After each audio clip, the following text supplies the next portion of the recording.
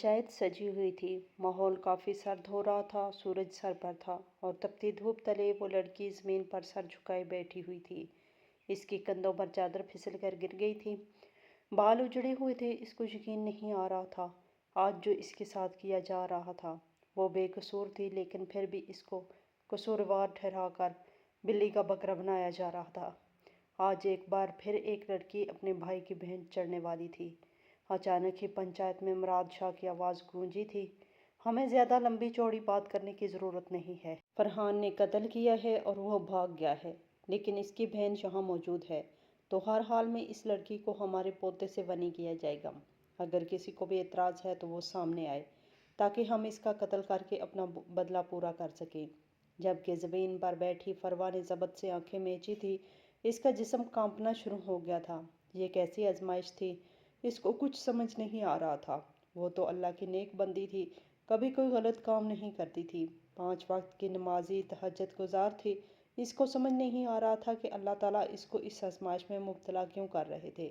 इसने फ़ौरन अपना दुपट्टा सर पर जमा लिया था और नकाब कर चुकी थी। वो इस तरह नढाल नहीं हो सकती थी।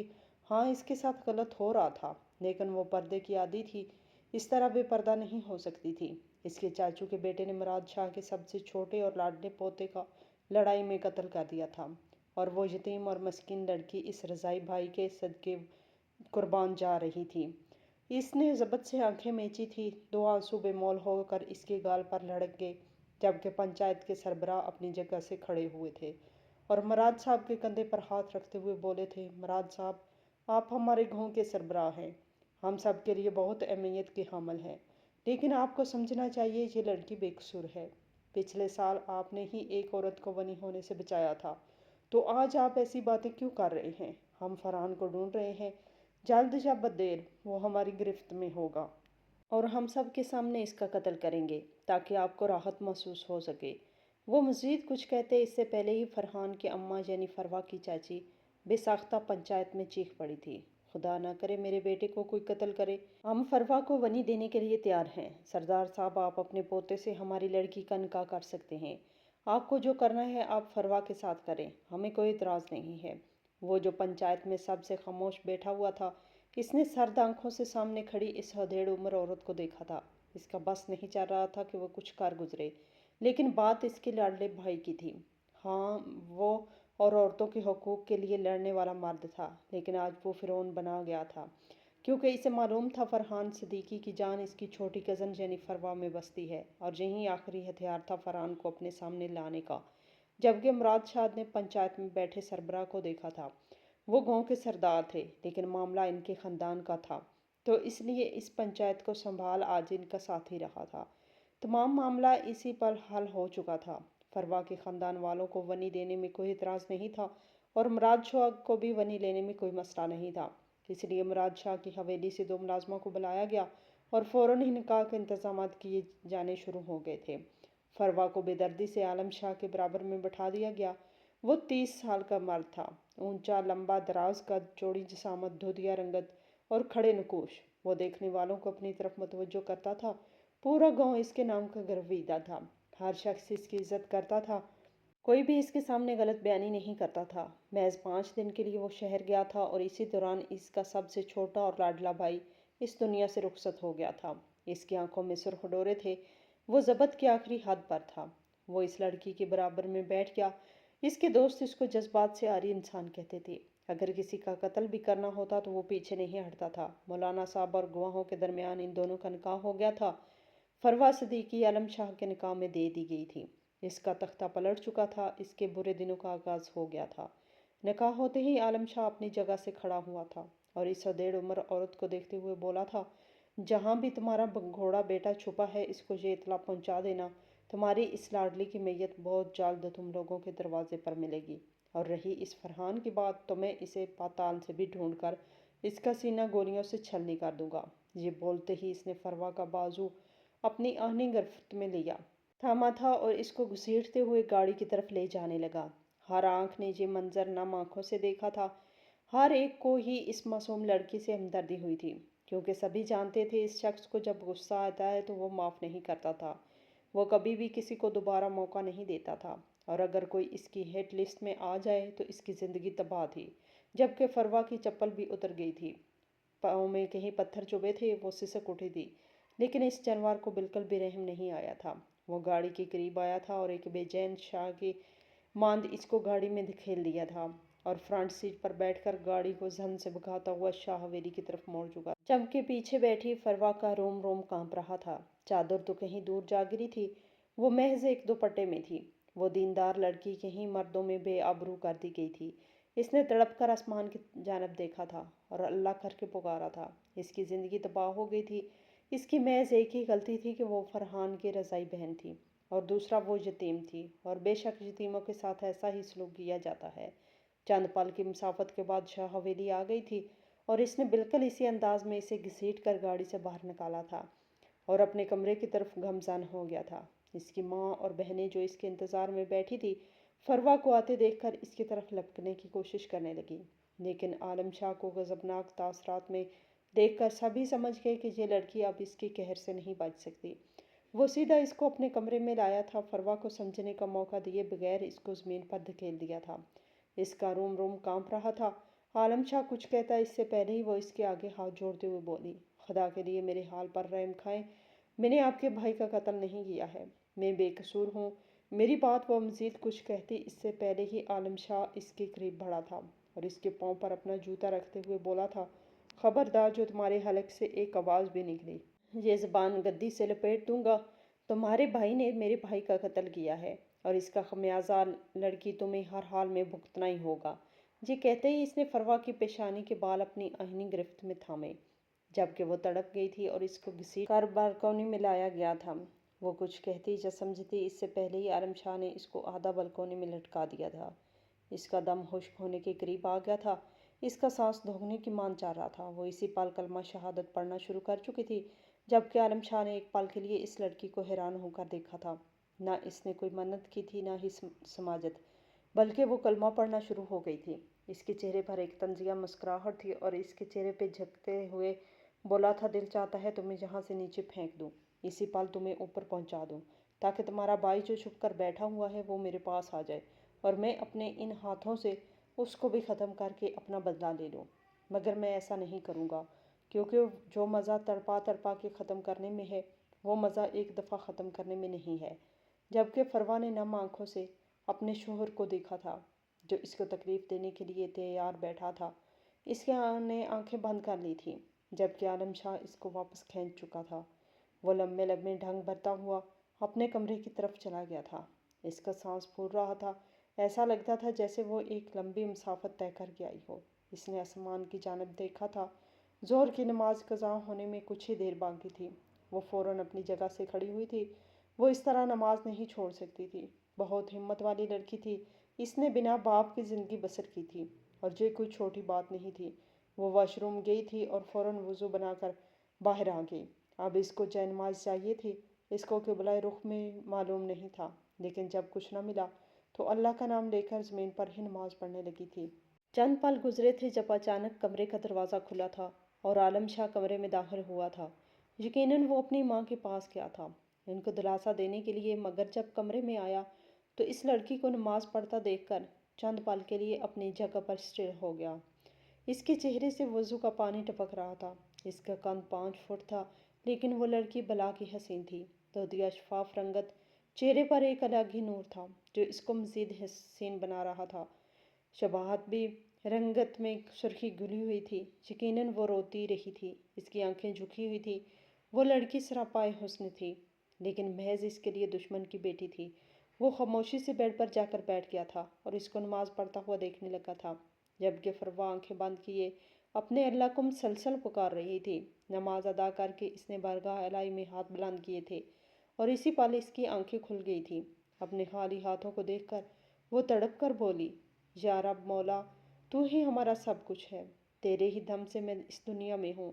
یا اللہ، تو جانتا ہے میں بے قصور ہوں، مجھے سزا دی جا رہی ہے، جیسے یوسف علیہ السلام کو بے قصور ہونے کے باوجود 12 سال قید میں رکھا گیا تھا، اسی طرح یا اللہ میں بھی ایک قید میں آ گئی ہوں، مگر مجھے بھی رہائی عطا کر، مجھے بھی سکون عطا کر، مجھے بھی ایک ایسی زندگی عطا کر جس کی ہر لڑکی خواہش کرتی ہے۔ میرے دن بدل دے مولا، میں بہت بے بس ہوں، صرف تیرے ہی آگے اپنی ہر دعا رکھ سکتی ہوں۔ وہ ارد گرد سے بیگانہ اپنے رب سے مہوئے گفتگو تھی۔ نماز ادا کرنے کے بعد اس نے اپنا ہاتھ چہرے پر پھیرا تھا جب اچانک عالم شاہ کا کہکا فضا میں گونجا تھا۔ وہ یکدم چونک گئی تھی۔ عالم شاہ کو کمرے میں ہی دیکھ کر اس کا پورا جسم کانپ اٹھا تھا۔ عالم شاہ اس کو دیکھتے ہوئے غرور سے بولا تھا، تمہاری زندگی کبھی بھی عام لڑکیوں کے جیسے نہیں ہوگی، کیونکہ جو گناہ تمہارے بھائی نے کیا ہے اس کی سزا ساری عمر تمہیں ہی بھگتنی ہے۔ اس کی آنکھیں پل میں بھیگ گئی تھی۔ وہ ٹھیک بول رہا تھا، بھلا وہ اللہ سے کیا مانگ رہی تھی؟ یکدم عالم کا لہجہ تبدیل ہوا تھا اور وہ غصے سے چنگاڑتے ہوئے بولا تھا، آؤ ادھر۔ اس کے جسم کا رواں رواں کانپ اٹھا تھا۔ وہ اس کے بلانے کا مقصد بخوبی سمجھ گئی تھی۔ وہ کوئی چھوٹی بچی نہیں تھی بلکہ 20 سال کی ایک سمجھدار اور سلجھی ہوئی لڑکی تھی۔ وہ نفی میں سر ہلاتے ہوئے کچھ بولتی اس سے پہلے ہی عالم اپنی جگہ سے کھڑا ہوا تھا اور ایک بار پھر چیختے ہوئے بولا تھا، آواز آ رہی ہے میں کیا بول رہا ہوں؟ ادھر آؤ۔ وہ کپ کپا کر اپنی جگہ سے کھڑی ہوئی تھی۔ اس کو معلوم تھا کہ اگر وہ اس آدمی کے حکم کی پیروی نہیں کرے گی تو یہ آدمی جلاد بننے میں لمحہ نہیں لگائے گا۔ وہ کانپتے قدموں کے ساتھ اس کے پاس آئی تھی جب اچانک عالم نے اس کا بازو اپنی گرفت میں تھام کر اس کو بستر پر ٹپک دیا تھا۔ فروا فوراً ہی اپنی آنکھیں میچ گئی تھی۔ اس کو معلوم تھا اب اس کی ذات کی دھجیاں اڑائی جائیں گی، اس کو ضد و کوب کیا جائے گا، اس کی رضامندی نہ ہوتے ہوئے اس کے ساتھ تعلقات قائم کیے جائیں گے، اور اس کے سوچنے کے بالکل ٹھیک مطابق عالم شاہ انسانیت کو بھلائے اس پر جھک گیا تھا۔ رفتہ رفتہ وہ اس کو رونتا جا رہا تھا جبکہ فروا کی سسکیاں پورے کمرے میں گونج رہی تھیں۔ کئی بار اس نے عالم شاہ کے آگے ہاتھ جوڑ کر منت کی تھی کہ اس کو بخش دیا جائے، وہ بے قصور ہے، اس نے کچھ نہیں کیا، لیکن عالم شاہ کو ایک لمحے کے لیے بھی اس کی ذات پر رحم نہیں آیا تھا۔ وہ جانور کی طرح اس کے جسم کو نوچ رہا تھا۔ وہ یہ بھول گیا تھا کہ اس کے اوپر بیٹھی ذات ناانصافی کرنے والوں کو معاف نہیں کرتی۔ وہ ہوا کی بیٹی کو روند کر ایک طرف کو لیٹ گیا تھا جبکہ فروا اپنے آپ میں ہی سمٹ گئی تھی۔ اس کا پورا جسم نڈھال ہو گیا تھا۔ دل کیا کہ ابھی کے ابھی بالکونی سے کود کر اپنی جان دے دے، لیکن وہ اللہ کی بندی تھی، کوئی بھی ایسا کام نہیں کرتی تھی جو حرام کے زمرے میں آئے۔ وہ بستر سے نیچے زمین پر پڑی ہوئی اپنی قسمت پر ماتم کرنا تھی۔ وہ کسی سے کوئی شکایت نہیں کر رہی تھی، اسے محض اپنے رب سے شکوہ تھا کہ اس کے ساتھ ایسا کیوں ہو رہا ہے۔ اس نے تو آج تک کوئی غلطی بھی نہیں کی، ہمیشہ اللہ اللہ ہی کیا ہے، کبھی کوئی غلط کام نہیں کیا، اس رب کی نافرمانی نہیں کی، آزادی ہونے کے باوجود اپنی آزادی کا غلط استعمال نہیں کیا، پھر اس کے ساتھ یہ سب کیوں ہو رہا ہے؟ یہ سوچ سوچ کر اس کا چہرہ بھیگتا جا رہا تھا۔ چند لمحے بعد اچانک عالم شاہ کی آواز دوبارہ کمرے میں گونجی تھی۔ وہ ایک بار پھر اس کو رون دینا چاہتا تھا، لیکن شاید اب فرما میں ہمت باقی نہیں تھی۔ وہ زمین پر ہی حواس سے بیگانہ ہو کر بے ہوش ہو گئی تھی۔ جب چند پل بعد وہ زمین سے اٹھ کر بستر پر نہ آئی تو فوراً اپنی جگہ سے کھڑا ہوا تھا اور غصے میں لمبے لمبے ڈھگ بھرتا ہوا اس کے قریب آیا تھا، لیکن اس کو بے ہوش دیکھ کر اس کے چہرے پر یکدم سنجیدگی آئی تھی اور وہ اس معصوم چہرہ دیکھتے ہوئے سرد ترین لہجے میں بولا تھا، اتنے میں ہی لڑکی تمہاری بس ہو گئی؟ ابھی تو پوری زندگی کا سفر طے کرنا ہے، ہر لمحے تمہیں اذیت سے دوچار کر دوں گا، تب جا کر میری روح کو تسکین حاصل ہوگی۔ تمہارے بھائی نے جو کیا ہے تم ہر لمحہ اس اذیت کو محسوس کرو گی، تم رو گی لیکن تمہیں معافی نہیں دی جائے گی۔ تمہارے بھائی نے عالم شاہ کے بھائی کو مارا ہے، میرے بھائی کا خون اتنا سستا نہیں ہے۔ یہ بول کر وہ واش روم چلا گیا تھا، کپڑے تبدیل کر کے۔ اب اس کا رخ قبرستان کی جانب تھا۔ اس کو بالکل اس بات کا احساس نہیں ہوا تھا کہ وہ ننھی جان بے ہوش ہو گئی ہے، اس کو ڈاکٹر کو ہی دکھا دے۔ اسے تو کسی کی فکر نہیں تھی۔ اس کے دوست بالکل ٹھیک کہتے تھے، عالم تم ایک ایموشنل انسان ہو، تمہیں کسی کا احساس نہیں ہوتا۔ اور یہ بات حقیقت تھی، محض اپنے گھر والوں کے علاوہ اسے کسی کی ذات سے محبت نہیں تھی۔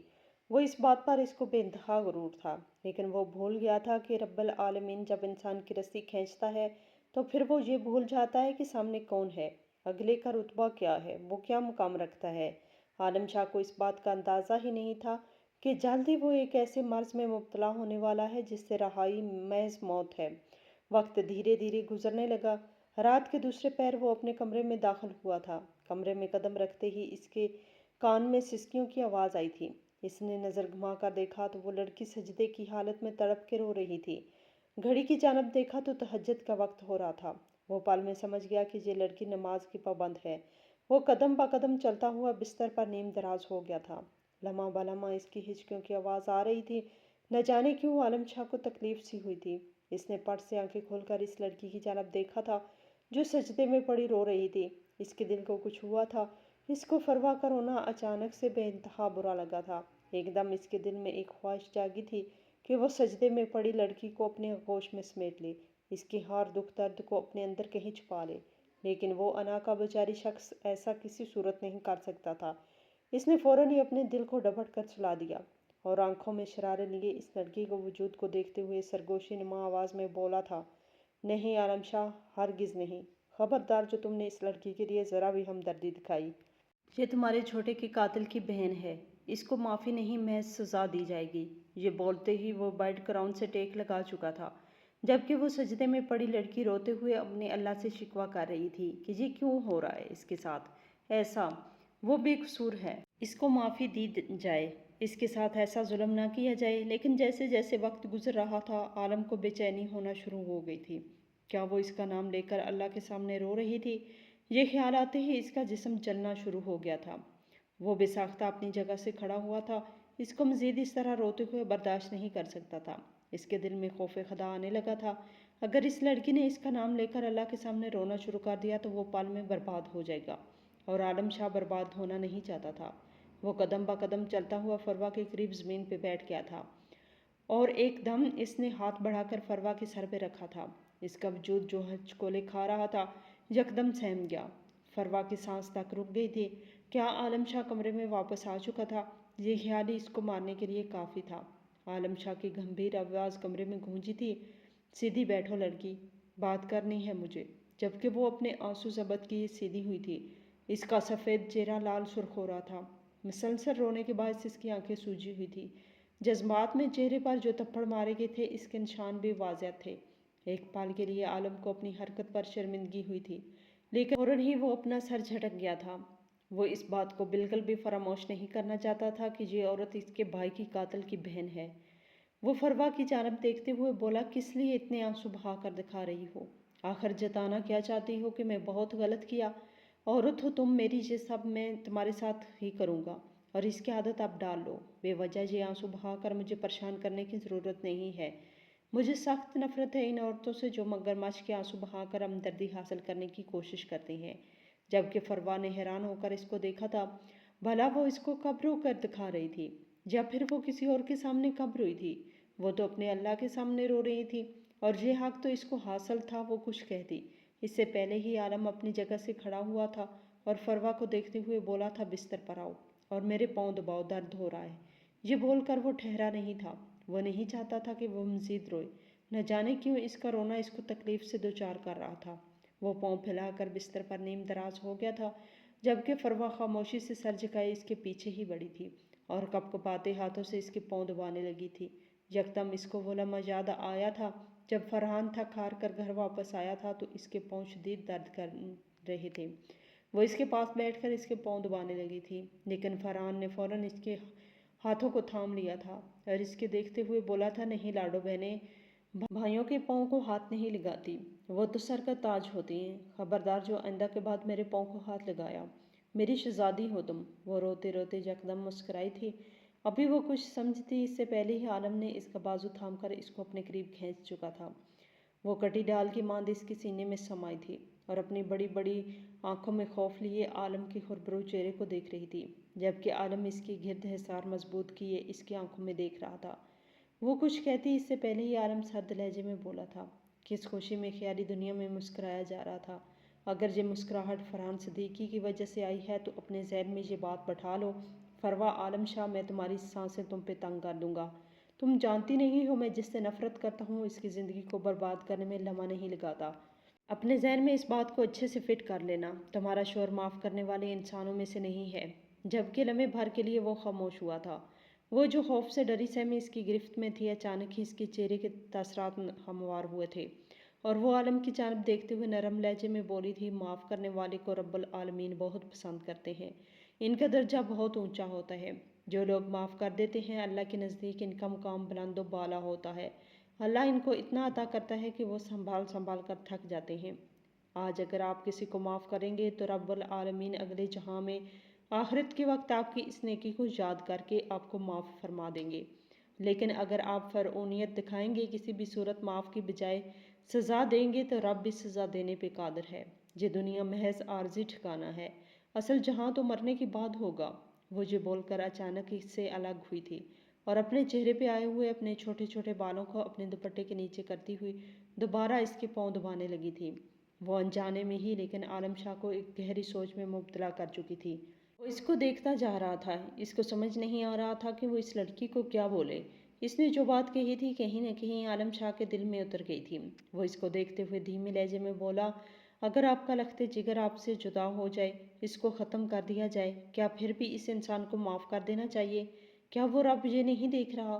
فروا نے نظر گھما کر عالم کو دیکھا تھا، جو اس کو ہی سنجیدہ نگاہوں سے دیکھ رہا تھا۔ وہ بے انتہا نرم لہجے میں بولی تھی، ہاں پھر بھی معاف کر دینا چاہیے، کیونکہ وہ رب بہت بڑا ہے، اس کے گھر دیر ہے اندھیر نہیں۔ وہ کہیں نہ کہیں جانتا ہے کہ اس بندے نے غلط کیا ہے۔ اگر آپ اجازت فرحان بھائی کو سزا دیتے ہیں، ان کو قتل کر دیتے ہیں، بے بنیاد مجھے مارتے پیٹتے ہیں اور زد و کوب کرتے ہیں، محض آپ کو ان سب چیزوں سے کیا حاصل ہوگا؟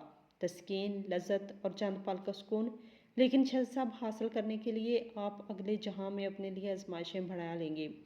وہ رب معاف کرنے والوں کو بہت پسند کرتا ہے۔ جو شخص یہ سوچ کر اس بات کو فراموش کر دے کہ موت رب العالمین کے ہاتھ میں ہے، وہ انسان اللہ کے نزدیک بہت اہمیت رکھتا ہے۔ عالم خاموش ہو گیا تھا، اس کو سمجھ نہیں آ رہا تھا اب وہ اس لڑکی کو کیا جواب دے۔ فروا نے اس کو چند پل میں ہی لاجواب کر دیا تھا۔ فروا نے کوئی غلط بات نہیں کی تھی، اس بات کی گواہی وہ دینے کو تیار تھا۔ اس نے دھیرے دھیرے آنکھیں بند کرنا شروع کر دی اور جلد ہی نیند کی وادیوں میں کھو گیا تھا۔ چھوٹے کے انتقال کے بعد آج وہ کافی گہری نیند سویا تھا، ورنہ اس کو نیند نہیں آتی تھی۔ ساری رات وہ جاگ کر گزار دیا کرتا تھا، لیکن آج معاملہ کچھ اور تھا۔ شاید اس لڑکی کے ہاتھوں میں راحت تھی، اسی لیے وہ جلد سکون سے آنکھیں موند گیا تھا۔ تھوڑی دیر بعد جب فروا کو احساس ہوا کہ عالم شاہ سو چکا ہے، تو وہ آہستہ سے اس سے دور ہوئی تھی۔ اس نے عالم شاہ کے جانے کے بعد کمرے کا جائزہ لیا تھا۔ جب اس کی نگاہ الماری کے اوپر رکھے قرآن پر گئی تو وہ فوراً واش روم گئی اور اپنے ہاتھ صاف کیے اور قرآن پاک لے کر صوفے پر بیٹھ گئی اور دھیمی آواز میں تلاوت قرآن کرنے لگی۔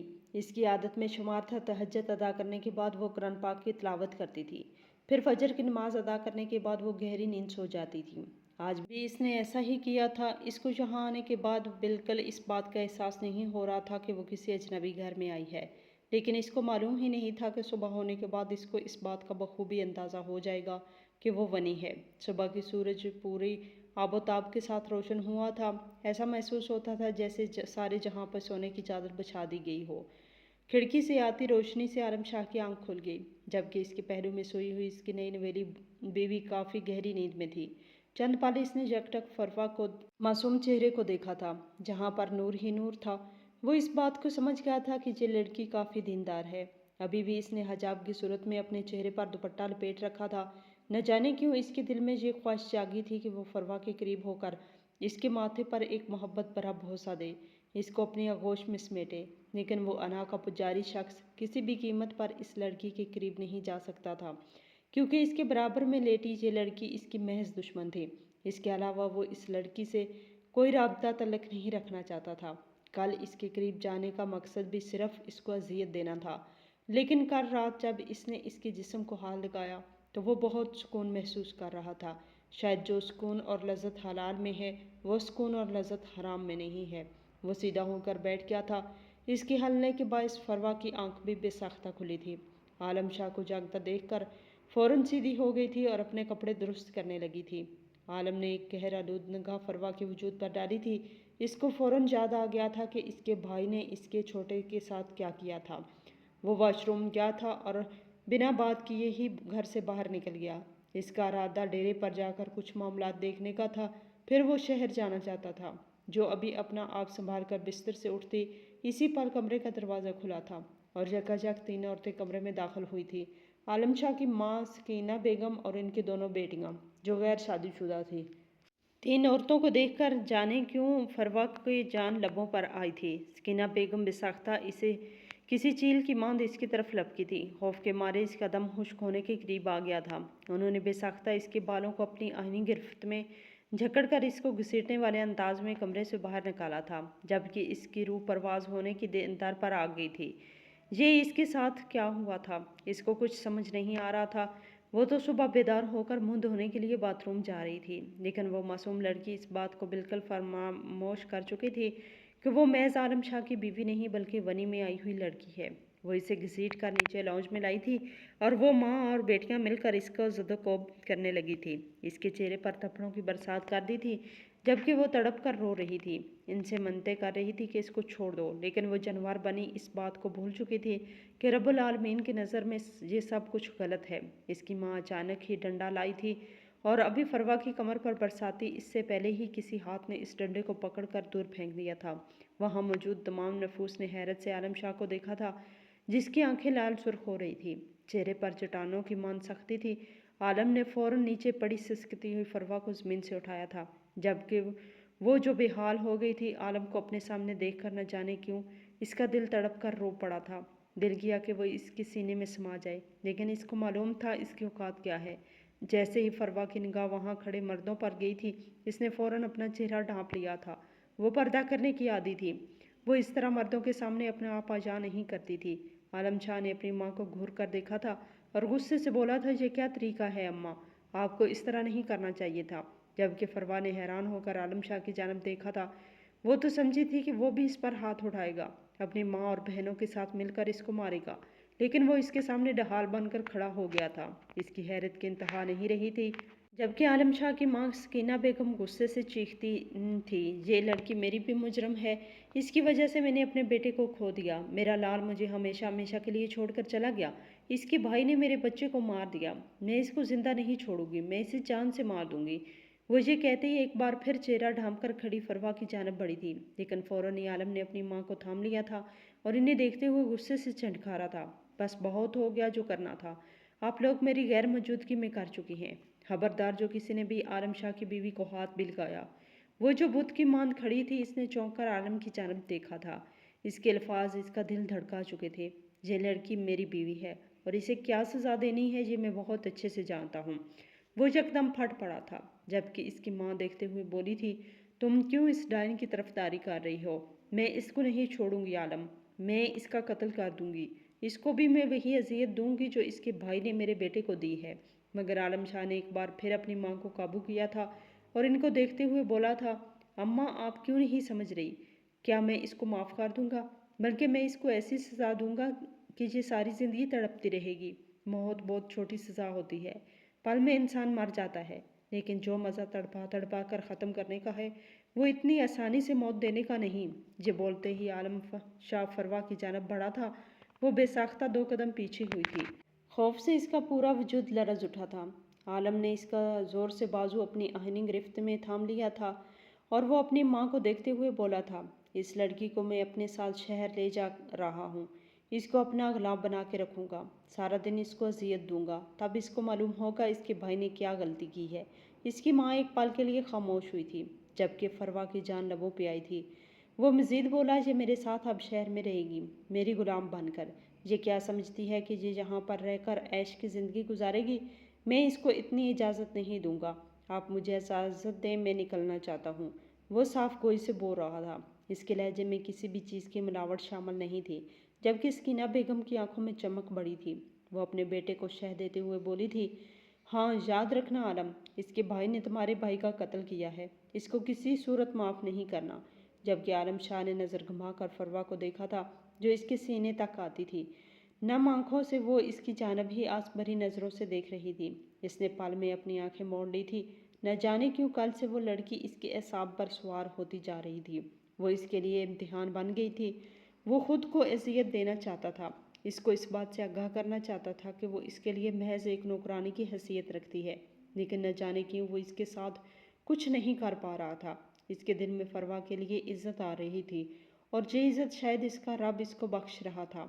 वो अपनी माँ से मिला था और फरवा को थाम कर गाड़ी की तरफ बढ़ गया था कि वो लर्जती हुई आवाज़ में बोली थी, खुदा के लिए शाहसाएं मेरे हाल पर रहम खाएं, मैं आपकी मुजरम नहीं हूँ, आप लोग क्यों नहीं समझ रहे? मैं बेकसूर हूँ, मैंने कुछ नहीं किया, मैं इनकी सगी बहन भी नहीं हूँ, मैं तो महज रज़ाई बहन हूँ, मेरी बात तो सुने। मगर आलम शाह अपने कान लपेटे गाड़ी की तरफ बढ़ गया था। इसको फ्रंट सीट पर बैठाकर इसने फ़ौरन स्टीयरिंग व्हील थाम लिया था और शहर की तरफ गमज़न हो गया था। ये इसने जानबूझकर किया था। یہ قدرتی عمل تھا، وہ شہر اکیلا ہی جانا چاہتا تھا، اس کا کوئی ارادہ نہیں تھا فروا کو اپنے ساتھ لے کر جانے کا۔ وہ تو رات میں ہی تہیہ کر چکا تھا کہ اگلی صبح ہی وہ شہر چلا جائے گا، وہاں ہی اپنی زندگی گزارے گا، اس لڑکی کو یہیں چھوڑ دے گا۔ لیکن جیسے ہی ڈیرے سے گھر واپس گیا تو اس کی ماں بہنیں اس کی بیوی کو زمین پر پھینک کر لاٹھیوں سے مار رہی تھی۔ اسی پل اس نے فیصلہ کر لیا تھا کہ وہ کسی بھی قیمت پر فروا کو وہاں نہیں چھوڑ سکتا۔ ہاں، وہ اس کو سزا دے گا، لیکن تمیز کے دائرے میں۔ وہ اس بات سے بخوبی واقف تھا کہ فروا اس کے بھائی کی قاتل نہیں ہے، اس نے کچھ نہیں کیا ہے، وہ معصوم بے قصور ہے۔ نکاح ہوتے ہی اس نے فروا کے بارے میں تمام معلومات نکالی تھی، اس کو تمام حرف بحرف ہر معلومات حاصل ہو گئی تھی۔ فروا کی چاچی بالکل بھی اچھی عورت نہیں تھی، وہ اٹھتے بیٹھتے فروا کو ہر بات کا طعنہ دیتی تھی۔ جب وہ کھانا کھاتی تھی تب بھی اس کو طعنہ دیا جاتا تھا کہ تم مفت کی روٹیاں توڑ رہی ہو، جبکہ وہ معصوم لڑکی سارا دن کچن میں چکی کی طرح پیستی رہتی تھی، کبھی گھر کی صفائی کر رہی ہے تو کبھی آنے والے مہمانوں کے لیے کھانا تیار کر رہی ہے، کبھی ان کے لاڈلے کے کپڑے پریس کر رہی ہے تو کبھی اس کے جوتے پالش کر رہی ہے۔ یہی کام وہ سارا دن کرتی رہتی تھی۔ اس کے باوجود بھی اس کو محض طعنوں کے علاوہ اس کی چاچی کچھ نہیں دیتی تھی، اور کبھی تھک ہار کر وہ کوئی جواب دے دیتی تھی تو بے وجہ اس کو مارنا پیٹنا شروع کر دیتی تھی۔ مگر یہ بات بھی حقیقت تھی، فرحان اس سے بہت محبت کرتا تھا، اس کو اپنی سگی بہن سے زیادہ رتبہ دیتا تھا، اس کی ہر وہ خواہش پوری کرتا جو وہ ایک بار بول دیتی تھی۔ یہی وجہ تھی کہ اب تک ان کے گھر رہ رہی تھی، ورنہ اس کی چاچی کا تو بس چلتا کہ ابھی کے ابھی اس کو اپنے گھر سے دھکے مار کر نکال دیتی، مگر محض فرحان کی وجہ سے وہ اس کو برداشت کر رہی تھی۔ یہ باتیں جان کر بھی اس کا دل نرم پڑ رہا تھا، وہ اپنے فیصلے سے پیچھے ہٹتے جا رہا تھا۔ یہ کوئی اچھی علامت نہیں تھی۔ وہ سیدھا شہر والے گھر آیا تھا، اس کو پورچ میں اتار کر واپس باہر چلا گیا تھا، جبکہ وہ اتنے بڑے بنگلے کے سامنے خاموشی سے کھڑی ہوئی تھی۔ اس کو کچھ سمجھ نہیں آ رہا تھا کہ وہ کیا کرے۔ تھوڑی دیر بعد گھر سے ملازمہ باہر آئی تھی اور اس کو دیکھتے ہوئے بولی تھی، میں آپ کا انتظار کر رہی تھی، صاحب نے مجھے بتایا تھا کہ آپ آنے والی ہیں، میں نے آپ کا کمرہ تیار کر دیا ہے، آپ آ جائیں، میں آپ کو دکھا دیتی ہوں۔ وہ بہت احترام سے اس کا ہاتھ تھام کر گھر کے اندر کی طرف بڑھ گئی تھی، جبکہ فروا کا جسم کپ کپا رہا تھا۔ وہ سمجھ نہیں پا رہی تھی کہ یہ کیفیت اس پر کیوں طاری ہو رہی ہے۔ وہ ملازمہ اس کو ایک کمرے میں چھوڑ کر چلی گئی تھی جہاں پر عالم شاہ نے کہیں تصاویر لگی ہوئی تھی۔ وہ سمجھ گئی تھی کہ یہ کمرہ عالم کا ہے۔ ایک پل کے لیے جب ملازمہ نے اس سے کہا تھا کہ میں آپ کو آپ کے کمرے میں چھوڑ دیتی ہوں تو وہ یہ سمجھی تھی کہ عالم نے اسے اپنا الگ کمرہ دے دیا ہے، لیکن یہ محض اس کی سوچ ہی تھی۔ وقت دھیرے دھیرے گزرنے لگا تھا۔ ان دونوں کو اس بنگلے میں آئے 2 دن کا وقت گزر گیا تھا، ابھی تک ان دونوں کا سامنا نہیں ہوا تھا۔ اس دن جو عالم گیا تھا ابھی تک لوٹ کر واپس نہیں آیا تھا۔ وہ جائے نماز پر ہی بیٹھی ہوئی تھی جب اچانک کمرے کا دروازہ کھلا تھا اور وہ سفید شلوار قمیض پہنے کمرے میں داخل ہوا تھا۔ اس کو جائے نماز پر بیٹھا دیکھ کر وہ ایک پل کے لیے دھیمی مسکان مسکرایا تھا اور وہ دیکھتے ہوئے بولا، لڑکی محض تم جائے نماز پر ہی نظر آتی ہو، خیریت ہے؟ جبکہ وہ اس بات پر اطمینان سے مسکرائی تھی اور اس کو دیکھتے ہوئے ٹھنڈے ٹھار لہجے میں بولی، کیونکہ مجھے رب سے بہت محبت ہے، ان کی آغوش میں رہنا مجھے پسند ہے، آپ کا بہت شدت سے انتظار کر رہی تھی، آپ کہاں تھے؟ عالم قدم با قدم چلتا ہوا اس کے پاس آیا تھا اور اس کے قریب ہی دوزانوں بیٹھ گیا تھا۔ وہ حیران ہو کر اس کو دیکھ رہی تھی۔ اس کا ہاتھ بڑھا کر فروا کا ہاتھ اپنے ہاتھوں میں لیا تھا اور اس کی آنکھوں میں دیکھتے ہوئے بولا تھا، میں نہیں جانتا کہ تمہیں دیکھ کر مجھے کیا ہو رہا ہے، لیکن ان 2 دنوں کے درمیان میں یہ سمجھ گیا ہوں، اللہ نے مجھے ایک ایسی عورت سے نواز دیا ہے جو شاید مجھے مکمل کرنے کے لیے یہاں آئی ہے۔ میں نہیں جانتا کہ فرحان کہاں پر ہے، میں قانونی طور پر اس کو سزا دلانا چاہتا ہوں، میرے بھائی کا خون اتنا سستا نہیں ہے، مگر میں اس کو معاف کر چکا۔ بے شک موت اور زندگی اللہ کے ہاتھ میں ہے، لیکن میرے بھائی کو مارنے والا تمہارا بھائی تھا، لیکن تمہارے صدقے میں نے اسے چھوڑ دیا ہے۔ میں اپنا فیصلہ اپنے رب پہ چھوڑتا ہوں۔ فروا عالم شاہ میں اپنے پورے ہوش و حواس میں تم سے معافی مانگتا ہوں اپنے اس دن کے رویے پر، کیا تم ساری زندگی کے لیے میرا ساتھ قبول کرو گی؟ جبکہ فروا پھٹی پھٹی نگاہوں سے عالم کو دیکھ رہی تھی، اس کو یقین نہیں آ رہا تھا، جو وہ الفاظ بول رہا تھا اس کی سمجھنے کی صلاحیت مفلوج ہو گئی تھی۔ وہ شخص تو اس سے نفرت کا اظہار کرتا تھا، اس کو مار رہا تھا، اس کی زندگی تباہ کرنے کی ڈگر پر آ گیا تھا، اور آج وہ اس کے قدموں میں بیٹھا اس سے محبت کا اظہار کر رہا تھا۔ کیا اس کی دعائیں قبول ہو گئی تھی؟ کیا تہجد کی نمازیں اللہ نے قبول کر لی تھی؟ یہ سوچ آتے ہی وہ پھبک پھبک کر رونے لگی تھی اور بے ساختہ عالم کے سینے سے لگ گئی تھی، جبکہ عالم نے سکون سے آنکھیں موند لی تھی، اس کو جواب مل چکا تھا۔ इस रोज़ वो जो गाड़ी रिवर्स करके घर से बाहर निकला था, इसका टकराव फरहान से ही हुआ था। वो मस्जिद में बैठा अल्लाह ताला से रो रो कर अपने गुनाहों की माफ़ी मांग रहा था। आलम का गुस्सा सवा नेज़े पर पहुंच गया था। वो इसके करीब था, लेकिन जो अल्फाज इसने सुने थे वो सुनते ही इसके कदमों तले ज़मीन निकल गई थी और वहीं ढेर हो गया था। वो अपने रब से अपने गुनाहों की माफ़ी मांग रहा था। या रब मौला, तू जानता है मैंने वो काम क्यों किया था। अगर मैं आलम शाह के भाई को नहीं मारता तो वो इस रोज़ इस मासूम लड़की की इज्जत को ख़राब कर देता। मैं जानता हूँ मेरी वजह से मेरी बहन अजियत में है, लेकिन मेरे रब में बहुत मुतमिन हूँ। मैंने कुछ गलत नहीं किया, लेकिन मेरा ज़मीर अभी भी इस बात की इजाज़त नहीं दे रहा कि मैं छुप कर बैठूँ। अल्लाह तुम मेरी बहन को ज़िंदगी बख्श दे, इन लोगों के कहर से बचा ले। वो लोग मेरी बेटी जैसी बहन को तकलीफ़ ना दें। जबकि आलम के घुटनों के बाल गिरने के बायस वो बेसाख्ता होश में आया था और फिर इसने तमाम हकीकत से आगाह कर दिया था। इस रोज़ वो डेरे के करीब से गुजर रहा था जब अचानक से किसी नस्वानी चीख की आवाज़ आई थी। वो अंदर गया तो आलम का छोटा भाई आसम एक छोटी सी 13 साल की लड़की के साथ ज़बरदस्ती करने की कोशिश कर रहा था। इसको कुछ समझ नहीं आया था। वो इसी पल इसके सर पहुंच गया था। आसम को रोकने की बहुत कोशिश की थी, लेकिन वो किसी भी सूरत मानने को तैयार नहीं था। इसी पल इसका हाथ डंडा लगा था। वो इसकी पीठ पर मारना चाहता था, लेकिन डंडा सर पर लगने के बायस हराम मगज़ पर चोट लगी थी। वो इसी वक्त जाए वारदात पर मर गया था और काफ़ी परेशान हो गया था और डर कर शहर की तरफ भाग आया था। मगर बदकिस्मती से दुनिया ने इसकी बहन को सूली चढ़ा दिया था। इसकी बहन बेकसूर है, वो बेइंतहा मासूम है। इसने हाथ जोड़कर आलम से माफ़ी मांगी थी और मन्नत की थी कि वो इसकी बहन के साथ नाइंसाफ़ी ना करे। इस लड़की ने अपनी ज़िंदगी में बहुत कुछ बर्दाश्त किया है। वो अल्लाह की नेक बंदी है। अगर इसके साथ गलत किया जाएगा तो रब माफ़ नहीं करेगा। जबकि इसी पल आलम ने तौबा की थी और सच्चे दिल से फरहान को माफ़ कर दिया था और एक नई उम्मीद के साथ घर की तरफ लौटा था। ये बात जब इसके ख़ानदान वालों को मालूम हुई तो वो लोग आलम से सख्त खफा हुए थे।